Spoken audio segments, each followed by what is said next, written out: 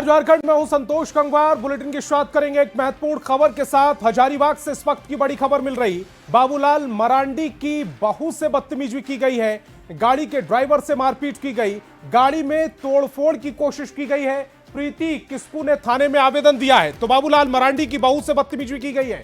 बड़ी खबर हजारीबाग से इस वक्त की, गाड़ी के ड्राइवर से मारपीट भी की गई है। प्रीति किस्कू ने थाने में आवेदन दिया है, गाड़ी में तोड़फोड़ की कोशिश की गई है, ये आरोप लगाए हैं। अमृत नगर पूजा समिति सदस्यों पर ये बड़े और गहरे आरोप लगे हैं। थाना प्रभारी ने कार्रवाई का भरोसा दिया। थाना प्रभारी ने कहा कि सीसीटीवी खंगाले जाएंगे, जांच के बाद इस पूरे मामले पर कार्रवाई की जाएगी। हजारीबाग से ये सनसनीखेज खबर। बाबूलाल मरांडी की बहू है जिनके साथ बदतमीजी की गई है, और सुशांत सोनी हमारे संवाददाता ज्यादा जानकारी के साथ फोन लाइन पर जुड़ रहे हैं। सुशांत, अब इस पूरे मामले में आगे क्या कार्रवाई की जा रही है? जी देखिए, आपको बता दें कि जिस तरीके से ये आरोप पूजा समिति के सदस्यों पर लग रहा है, तो ऐसे में जो पुलिस है, वरीय पदाधिकारी है, वो सभी मामले की तहकीकात कर रहे हैं। अब देखने वाली बात होगी कि ये जो आरोप जो तमाम पूजा समिति के सदस्य पर लगे, ये कितनी सत्य है और पुलिस जो आगे की क्या कुछ कार्रवाई करती है। जी सुशांत, इस तमाम जानकारी के लिए आपका बहुत बहुत धन्यवाद। और धनबाद के तेतुलमारी क्षेत्र में पिछले 4 दिनों से बिजली नहीं है। दुर्गा पूजा भी ग्रामीणों का अंधेरे में गुजरा है। 4 दिनों से लगातार बिजली संकट झेल रहे तेतुलमारी के ग्रामीणों का सब्र टूट गया। आक्रोशित ग्रामीण बीसीसीएल एरिया 5 क्षेत्रीय कार्यालय पहुंचे। कार्यालय के मुख्य गेट में तालाबंदी कर जोरदार प्रदर्शन किया गया। कार्यालय के पास ग्रामीणों ने बीसीसीएल प्रबंधन के खिलाफ नारेबाजी कर अपना आक्रोश जताया है। जानबूझकर बिजली काटा गया है, एक बहाना करके कि डीवीसी लाइन प्रॉब्लम है, लेकिन पता है बीसीएल जो है कि अपना काम कर रहा है, चाहे उसको रेजिंग करना हो, जो भी काम बीसीएल का है, और ये अपने सुख सुविधा के लिए जनरेटर का व्यवस्था एरिया में रखे हुए हैं। और हम लोग जितना भी यहाँ स्थानीय लोग है, ग्रामीण है, बीसीएल का वर्कर है, सभी लोग मतलब समझ लीजिए बिजली के लिए बहुत ही कष्ट में है। अंत में मजबूर होकर हम लोग सभी ग्रामीण और यहाँ के वर्कर का जितने भी उनका जो परिवार लोग, हम लोग आगे आज एरिया गेट पे बैठे हुए हैं। ये समस्या आए दिन बिगड़ते जा रहा है। और दुर्गा पूजा के दौरान राजधानी रांची और ग्रामीण इलाकों में 24 घंटे निर्बाध बिजली की आपूर्ति के राज्य सरकार के दावों को प्रदेश बीजेपी ने खारिज कर दिया। बीजेपी प्रवक्ता प्रतुल शाहदेव ने कहा कि राजधानी के शहरी क्षेत्र के साथ साथ ग्रामीण इलाकों में भी दुर्गा पूजा के दौरान बिजली खूब काटी गई, बल्कि मुस्लिम और ईसाई धर्म के पर्व त्योहारों पर बिजली नहीं कटती, सिर्फ सनातनियों के त्योहारों पर ऐसा होता है। वहीं बीजेपी के इस बयान पर झारखंड मुक्ति मोर्चा प्रवक्ता मनोज पांडे ने पलटवार करते हुए बीजेपी शासित दूसरे राज्यों का उदाहरण दिया। मार्केटिंग में तो फिलिप कोटलर को भी पीछे छोड़ने वाली सरकार है। इन्होंने बड़े बड़े दावे किए थे, इश्तेहार दिया था 24/7 कंट्रोल रूम रहेगा, निर्बाध बिजली होगी। क्या हुआ साहब? ढाक के 3 पात। हाँ, यही किसी अब मुसलमानों का पर्व होता, ईसाइयों का पर्व होता, तो आप देखते सारा व्यवस्था ठीक रहता। लेकिन जिस तरीके से बिजली कटी है ग्रामीण इलाकों में, तो मैं खुद था, बिजली रहती ही नहीं थी, और शहरी इलाकों में भी लगातार पूजा के दौरान बिजली कटी। ये साफ दिखाता है कि सरकार सनातनियों के पर्व को महत्व नहीं देती। स्टेट का डाटा वो प्रस्तुत कर दें, उड़ीसा का, छत्तीसगढ़ का, उत्तर प्रदेश का भी, हरियाणा का भी बिजली कटौती कितनी होती है और कितने घंटे बिजली दी जाती है। खराब मौसम के बावजूद राज्य की सरकार ने जो बेहतरीन प्रबंधन किया, बिजली आपूर्ति के साथ साथ अन्य चीज़ों का, चाहे वो पेयजल की बात कर लें, विधि व्यवस्था की बात कर लें, पुलिस डिप्लॉयमेंट की बात कर लें, अग्निशमन की बात कर लें। बोकारो स्टील प्लांट में 26 सितंबर को क्रेन का रोप टूटने से बड़ा हादसा हो गया था, जिसमें 3 मजदूर गंभीर रूप से घायल हो गए थे। घायल मजदूरों का इलाज बोकारो जनरल अस्पताल में चल रहा था। आज सुबह एक मजदूर ब्रजेश की इलाज के दौरान मौत हो गई, जिसके बाद प्रबंधन ने मृतक की पत्नी को नियुक्ति पत्र दिया। इस दौरान बीजेपी सांसद ढुल्लू महतो भी मौजूद रहे। ढुल्लू महतो ने इसे प्रबंधन की लापरवाही माना और दोषियों पर जल्द कार्रवाई की मांग भी की। बहुत ज्यादा लापरवाही के कारण इस तरह का दिन प्रतिदिन घटना घटते जा रहा है। जो हमारे मजदूर साथी है उसको ट्रेन नहीं करवाया गया है, नहीं ट्रेन करवाने का परिणाम है किस तरह से घटना घट रही है। अगर किसी को बहाली करवाया या कोई काम कर रहा तो उसको ट्रेन करने का काम भी बीएसएल का। प्लांट में ट्यूब जॉब में गया था, उसके बाद किरान मेंटेनेंस में काम कर रहा था, वो नीचे में कोई मैंने मैकेनिकल में काम करके के वो नीचे कहीं उतर रहा था। उसी समय लेडल गिर गया और लेडल गिरते समय वो मैंने धीरे धीरे जा रहा था, उसी में उसका शरीर में छिटका लग गया। खबर धनबाद से, जहां भारी बारिश की वजह से 30 साल पुराना पुल धराशायी हो गया। NH 19 से 8 लाइन को जोड़ने वाली बाईपास रोड पर यह पुल 30 साल पुराना था। पुल के गिरने से दर्जनों गांव के लोगों को 5 किलोमीटर घूमकर जाना पड़ रहा है, जबकि GT रोड से Bhelatand treatment plant, Dhanbad public school, Koyalanchal विश्वविद्यालय जाने के लिए मुख्य बाईपास सड़क भी यही है। लोगों की माने तो पुल पहले से ही कमजोर था, जर्जर था। इसे लेकर कई बार विभाग को जानकारी दी गई, लेकिन केवल सड़क निर्माण करा दिया गया। पुल की मरम्मत और चौड़ीकरण नहीं किया गया। लोगों ने जल्द पुल निर्माण की मांग की ताकि लोगों को परेशानी से निजात मिल सके। जो काम होता है थूक पॉलिश करने वाला, वो थूक पॉलिश किया गया है इस रोड में। तो सर्वे नहीं हुआ था? कोई सर्वे सब तो बैठा हुआ लेने के लिए ना, या लेने वाला काम होता है, या बड़ा बड़ा ढकोसला देता है कि ये करेंगे वो करेंगे, कुछ नहीं करेंगे।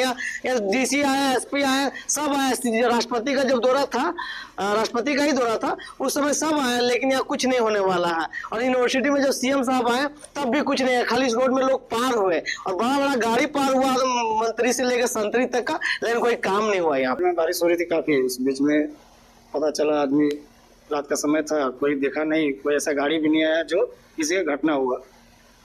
उस बीच में सुबह हुआ तो हम लोग देखे कि पुल गिर चुका है। वैसे तो बिहार में चुनाव है, लेकिन बीजेपी ने झारखंड में अपने संगठन में बड़ा बदलाव किया है, फेरबदल किया है। बीजेपी ने राज्यसभा सांसद आदित्य साहू को प्रदेश के कार्यकारी अध्यक्ष की जिम्मेदारी दी। आदित्य साहू मौजूदा प्रदेश कार्यकारी अध्यक्ष रविंद्र राय की जगह लेंगे। बीजेपी के राष्ट्रीय महासचिव और मुख्यालय प्रभारी अरुण सिंह ने आदित्य साहू को कार्यकारी प्रदेश अध्यक्ष बनाने का आधिकारिक पत्र भी जारी किया है। नई जिम्मेदारी मिलने के बाद झारखंड बीजेपी कार्यालय में आदित्य साहू का जोरदार स्वागत किया गया। पार्टी में बधाई देने वालों का तांता लग गया। लोगों ने उनका मुंह भी मीठा कराया। आदित्य साहू ने कहा कि उन्हें जो जिम्मेदारी मिली है उससे वो पूरी जिम्मेदारी से निभाएंगे और कोई दाग नहीं लगने देंगे। गांव का कार्यकर्ता को इस प्रकार से देश के यशस्वी प्रधानमंत्री, राष्ट्रीय अध्यक्ष आदरणीय JP नड्डा जी, केंद्रीय मंत्री आदरणीय अमित शाह जी, आदरणीय राजनाथ सिंह जी समेत लाखों लाख कार्यकर्ताओं का प्यार और स्नेह, केंद्रीय नेतृत्व और राज्य के नेतृत्व की तरफ से जो मुझे आशीर्वाद दिया है और जो जिम्मेवारी दी है, उसके लिए सभी राष्ट्रीय स्तर से प्रदेश स्तर के, बूथ स्तर के कार्यकर्ताओं को मैं दिल की गहराई से आभार प्रकट करता हूँ। 2 बार जब छुट्टी रांची संयुक्त का उसका अध्यक्ष रहा, 4 बार प्रदेश कार्य समिति का सदस्य रहा, प्रदेश का उपाध्यक्ष रहा, प्रदेश का 2 बार संगठन महामंत्री आज तक था। और इन सारी जिम्मेवारियों को मैं भगवान से, अपने माता पिता से, पूर्वजों से ये आशीर्वाद मांग करके कि भगवान जो इतना बड़ा संगठन दुनिया का है, देश का है, वैसे संगठन ने मुझे जिम्मेवारी दी है, मैं इसका निर्वाह ईमानदारी पूर्वक करूँ और काम के दौरान किसी प्रकार कोई कलंक न लगे, बदनामी न हो, और जो मेरा ध्येय है उसमें कहीं कोई खोट न पहुँचे। सेवा के भाव से गांव से काम करते करते आज आपके बीच खड़ा हूँ। और हम जैसे गांव का कार्यकर्ता आज भी गांव के घर में बैठा हुआ था, क्योंकि मेरा शहर में कोई घर नहीं है। उसी गांव में सूचना मिली राष्ट्रीय संगठन महामंत्री आदरणीय BL संतोष जी के द्वारा कि आपको जिम्मेवारी दी गई है, इसका निर्वाह आप करेंगे बढ़िया से, इस पार्टी को आगे बढ़ाएंगे। तो निश्चित रूप से मैं सभी लोगों को भरोसा दिलाता हूँ कि जैसे अब तक जितना जो मेरा ध्येय है, उद्देश्य संगठन में काम करना, संगठन की गति देना, उसी भाव के साथ जो भी दायित्व रहा काम किया, और आगे भी अपने जीवन का एक एक कण, एक एक क्षण, एक एक पल संगठन को समर्पित रहेगा। और लाखों कार्यकर्ताओं के साथ, कार्यकर्ता के भाव से निश्चित रूप से संगठन के काम को, राज्य के हित को, देश के हित को सामने रखकर काम करेंगे।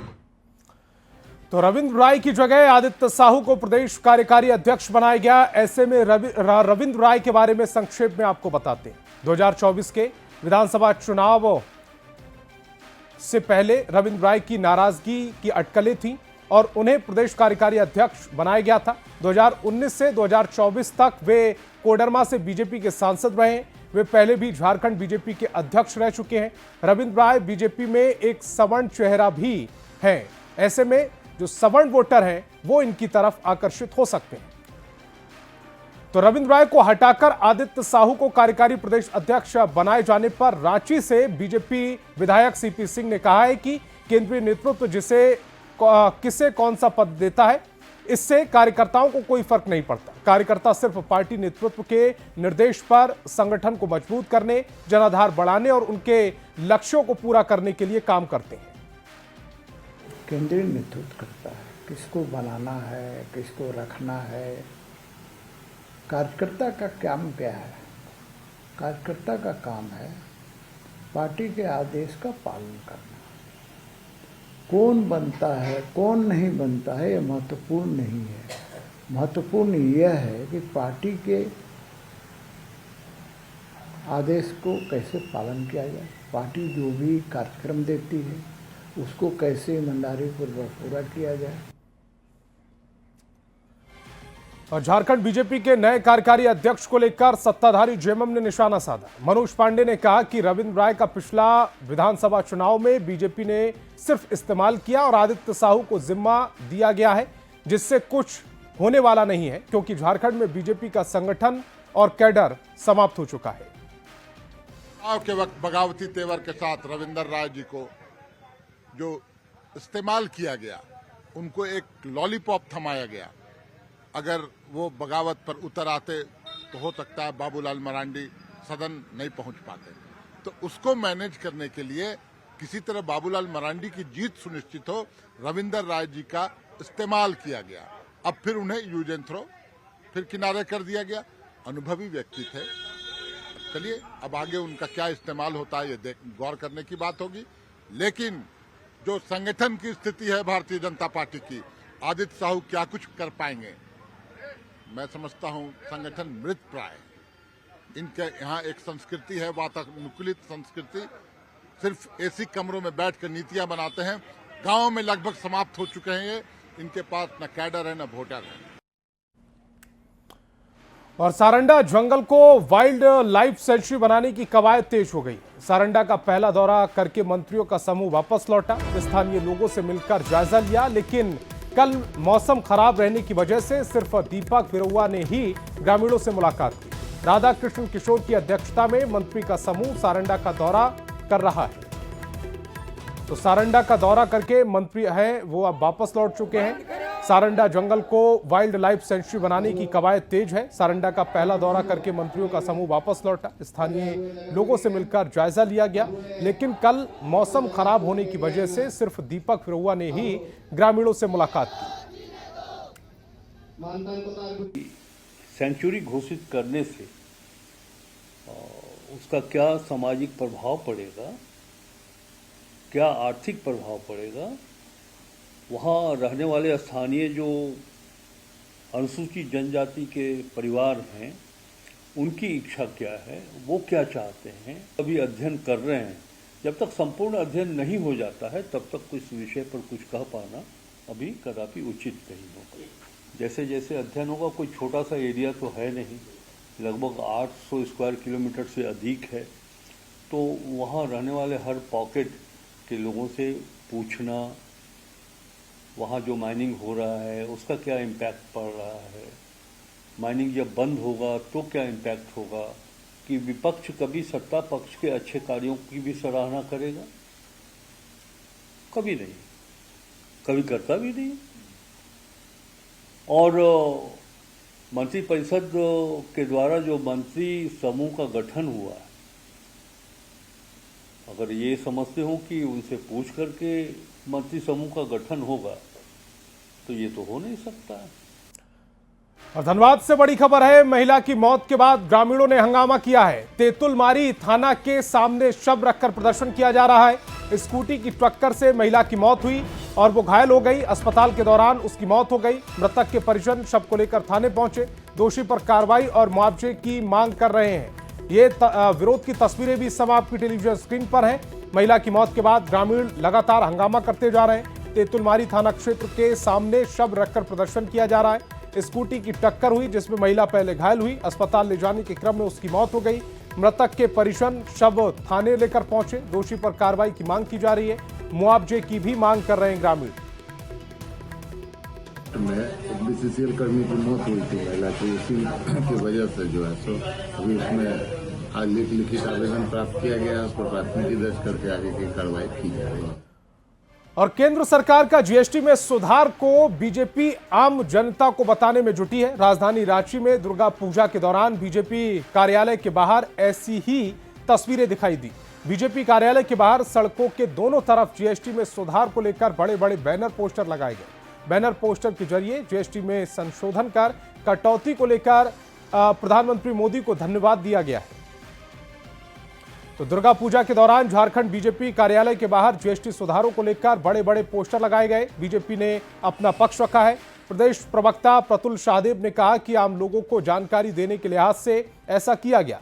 बीजेपी इसे अब तक के सबसे बड़े आर्थिक सुधारों से जोड़कर देख रही है, जो सत्ताधारी जेएमएम ने जीएसटी में सुधारों को सिर्फ छलावा बताया। जीएसटी जब से लागू हुआ है 2017 में, अब तक का 8 वर्षों का सबसे बड़ा रिफॉर्म है साहब। सिर्फ 2 स्लैबों में ये सिमट गया। 5% और 18% रोजमर्रा के खाने की चीज़ें 5% पे आ गई। बहुत भारी जो है वो कीमतों में गिरावट होगी, और गिरावट होगी तो इससे वॉल्यूम बढ़ेगा, प्रोडक्शन बढ़ेगा, मार्केट उठेगा। तो मुझे लगता है ये बहुत ही सही मैसेज है। और एक बार जैसे ही दुर्गा पूजा खत्म होता है, फिगर्स देखिएगा, पिछले साल की तुलना में कई गुना ज़्यादा बिक्री हुई है। पोस्टर लगाने से क्या होगा? जनता के बीच कभी जाके पूछिए। और कई एक लोगों ने पूछा है, कई एक चैनलों में, सोशल मीडिया में हम लोगों ने देखा है, किसी भी चीज का दाम कम नहीं हुआ। जीएसटी एक आईवास है। ये कपड़ों पर जीएसटी घटाते हैं और धागा पर जीएसटी बढ़ाते हैं। ये किताब में जीएसटी घटाते हैं और जो पन्ना होता है ना, पेपर, उसमें जीएसटी बढ़ाते हैं। ये चतुर चालाक धूर्त लोग हैं और ये बेवकूफ बनाने का काम करते हैं। लेकिन बेवकूफ जनता बनाएगी इस बार इनको। बिहार में एक वानगी दिखेगी। और ये जो जीएसटी में पिछले 9 वर्ष से लूट मचा रखा था इन लोगों ने, उस लूट का जिक्र नहीं करते। लूट, जीएसटी लगाया कौन था? डोनाल्ड ट्रंप लगाया था क्या? जीएसटी भी आपकी सरकार ने लगाई थी। 55 लाख करोड़ लूटा इन लोगों ने जनता से। और साइबर क्राइम के लिए जामताड़ा के साइबर ठगों ने अब अपना ट्रेंड बदला है। इन लोगों ने कॉल सेंटर के माध्यम से ठगी का नया तरीका निकाल लिया। यहां पढ़ी लिखी लड़कियों को बुलाया जा रहा है, उनसे फोन के जरिए फर्जी कस्टमर केयर बनकर ग्राहकों को ठगी का शिकार बनाया जा रहा है। एसपी का कहना है कि शहर की लड़कियां बाहर बड़े शहरों में पढ़ाई करने के लिए गई हैं। साइबर ठग इनका इस्तेमाल ठगी करने में कर रहे हैं। लड़कियों को झांसा देकर साइबर ठग अपने गिरोह में शामिल कर रहे हैं। पुलिस ने इन लड़कियों को साइबर ठगी का रास्ता छोड़ मुख्यधारा में लौटने की अपील की, नहीं तो फिर जेल के तौर पर अंजाम भुगतने की भी चेतावनी दी। कि साइबर क्राइम का जो पैटर्न है वो लगातार चेंज हो रहा है, और ख़ास करके कॉल सेंटर में लड़कियां अच्छे से बात कर पाती हैं। और अब इसका एक इस्तेमाल इन लोगों ने, साइबर क्रिमिनल्स जो हैं लड़कियों को हायर करते हैं, और हायर करके जो है वो साइबर क्रिमिनल्स जो है इनका लोगों से बात करके उनको फंसाने का काम इनके द्वारा किया जा रहा है। तो इस बुलेटिन में फिलहाल इतना ही। आप देखते रहिए न्यूज़ 18 बिहार झारखंड।